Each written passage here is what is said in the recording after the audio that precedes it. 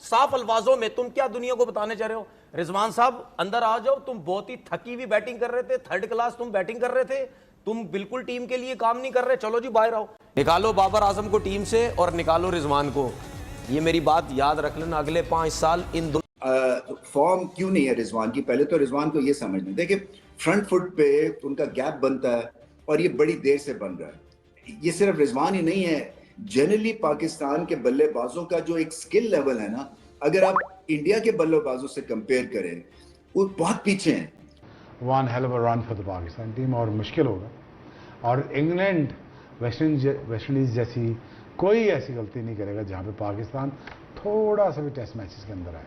वरना तो आप कभी भी इंग्लिश कंडीशन में जब तक आपके पास टेक्निकली अच्छे प्लेयर नहीं है तो आप कभी भी सरवाइव नहीं कर सकते। इसी तरह आप शॉटें मार मार के आउट होंगे। बाद रिजवान देखें, वो बैड लग रही, मतलब यानी खैर अंपायर ने आउट दिया हुआ था, इस वजह से आउट हो गया वो, वरना वो शायद वो आउट भी ना होता। तो शान मसूद भी जल्दी आउट हो गए। तो अगर हमारे पास बैटिंग होगी या हमारे पास कोई ना कोई ऐसे प्लेयर्स होंगे जो मिडिल ऑर्डर में स्ट्रॉन्ग हों, तो तब जाके आप बड़ा टोटल करते हैं। वरना तो आप कभी भी इंग्लिश कंडीशन में जब तक आपके पास टेक्निकली अच्छे प्लेयर नहीं है तो आप कभी भी सरवाइव नहीं कर सकते। इसी तरह आप ये कह रही है कि रिजवान को अब समझ जाना चाहिए कि T20 उसका गेम नहीं है। ये जो आज कप्तान ने उसके साथ किया, फॉर्म आना जाना चीज है भाई। फॉर्म अगर नहीं है तो आपका अगर ये एटीट्यूड है वो बहुत गलत है। एक मिसाल इसी तो 165 रन से ये मैच जीता है श्रीलंका में जाके, और वो भी गॉल में।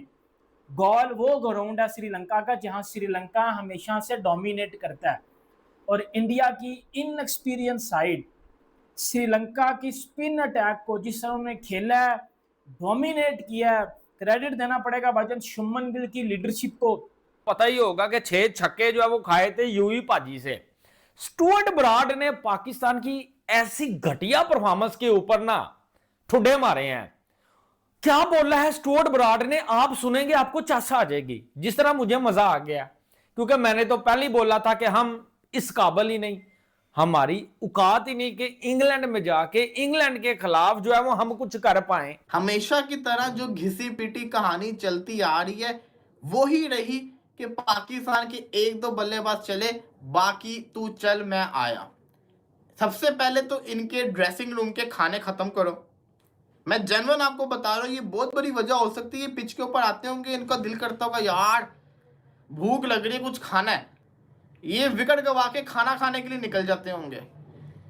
यही तो हाल है इस टीम का, कि मतलब कि ये जो हरकतें कर रहे हैं, वेस्ट इंडीज वाले टूर में यही कुछ था, बांग्लादेश वाले टूर में यही कुछ था। और क्या ऐसा मुश्किल काम क्या था यार, 280 300 ये कर लेते, बहुत हो जाता। अपने आप को एक चांस तो देते गेम में।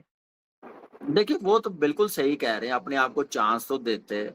फिर बड़ी जबरदस्त रिकवरी की है, स्टार्ट करते हैं अजान। नेशनल क्रिकेट के अंदर जो है वो जब तक आपका जो है वो नीचे के नंबर्स पे आप के प्लेयर्स आपके पास नहीं होंगे, आपके पास ऑलराउंडर्स नहीं होंगे, आपके पास टेल ऐसी नहीं होगी जो सरवाइव कर सके, जो कुछ ना कुछ कर सके, रन्स कर सके।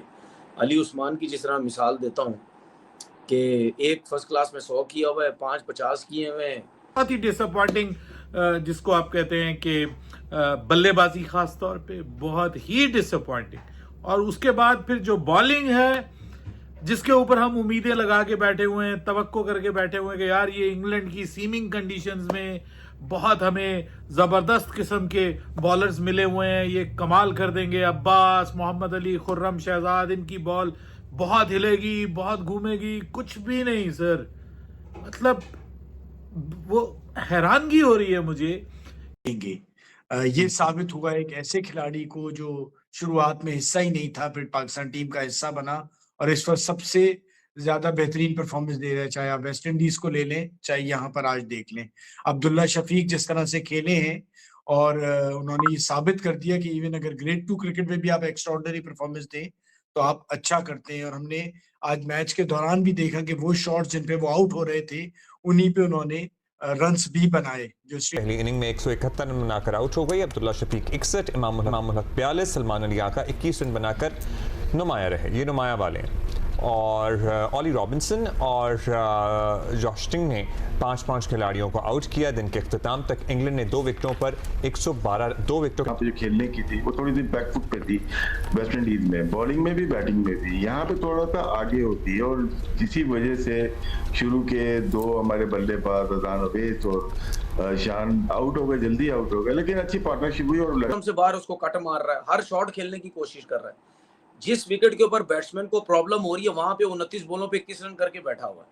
ठीक है, चले मैं एक टाइम के लिए मान लेता हूँ कि यार आपके ऊपर प्रेशर है, आपने रन्स करने, तो क्या हुआ, बोल्ड किस वजह से हुए? टंग की बॉल पे आप जो बोल्ड हुए वो क्यों हुए? क्योंकि ये जो शॉट्स आप खेल रहे थे इस विकेट के ऊपर, आप दूर की बॉल को खेलने चले गए। अगर आप उस बॉल को पूरे तरीके से पास आने देते तो जाहिर सी बात आप कभी भी बोल्ड नहीं होते, ना बॉल अंदर आता। अगर आप बॉल को अपने पास आने देते, आप दूर की बॉल को शॉट खेलने चले गए, वो गैप बन गया। तो साइकिल स्टैंड पे सारी साइकिलें एक गिरती है तो सारी साइकिलें गिर जाती हैं, तो कुछ ऐसा ही हुआ है और अनफॉर्चुनेट था इसलिए कि इतनी कोई डीमंस नहीं थे इस पिच के ऊपर और संभाल लिया था मामले को। अच्छी बैटिंग की अब्दुल्ला शफीक ने, बहुत ही नीट इनिंग्स खेली और अच्छी फॉर्म को आगे लेके गए। इमामुल हक बड़ा अच्छा खेले, ऑफ स्टंप की लाइन को अच्छा उन्होंने पैक किया हुआ था अपना। प्रैक्टिस की इस वक्त जो सबसे ज़्यादा परेशानी की बात है, अभी थोड़ी देर पहले ही पता चला है कि बाबर आजम पहले टेस्ट मैच का हिस्सा नहीं होंगे। पाकिस्तान के मेन बैटर, पाकिस्तान के कप्तान जब टीम का हिस्सा नहीं होंगे, जैसे आप सब जानते हैं कि उनको प्रैक्टिस मैच में हाथ पे बॉल लग गई थी, जिसकी वजह से वो फुली रिकवर नहीं हो पाए हैं और वो पहला टेस्ट मैच नहीं खेलेंगे। तो ये कितना मुश्किल होगा पाकिस्तान के लिए, कितना बड़ा चैलेंज होगा। नूर हमारे दोस्तों, पाकिस्तान और इंग्लैंड के बीच टेस्ट सीरीज़ का पहला मुकाबला इस समय पाकिस्तान के लिए किसी बुरे सपने से कम नहीं लग रहा है। जिस टीम से उम्मीद थी कि वह इंग्लैंड की धरती पर मजबूत क्रिकेट खेलेगी, वही पाकिस्तान की बल्लेबाजी इंग्लैंड के तेज़ गेंदबाजों के सामने पूरी तरह बिखरती नजर आई है। पाकिस्तान की पूरी टीम पहली पारी में सिर्फ 171 रन पर ढेर हो गई। इंग्लैंड के गेंदबाजों ने ऐसी गेंदबाजी की कि पाकिस्तान के बल्लेबाजों के पास जवाब ही नहीं बचा।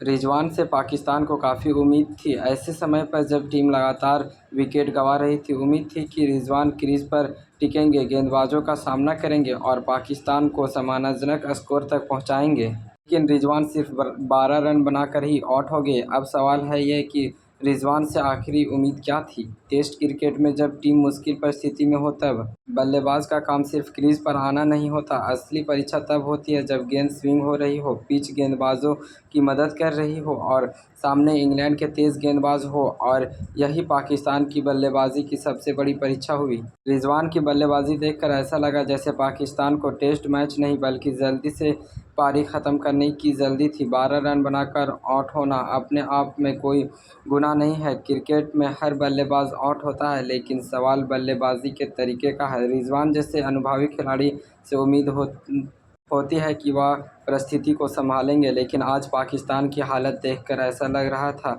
कि बल्लेबाजों के पास कोई प्लान ही नहीं था।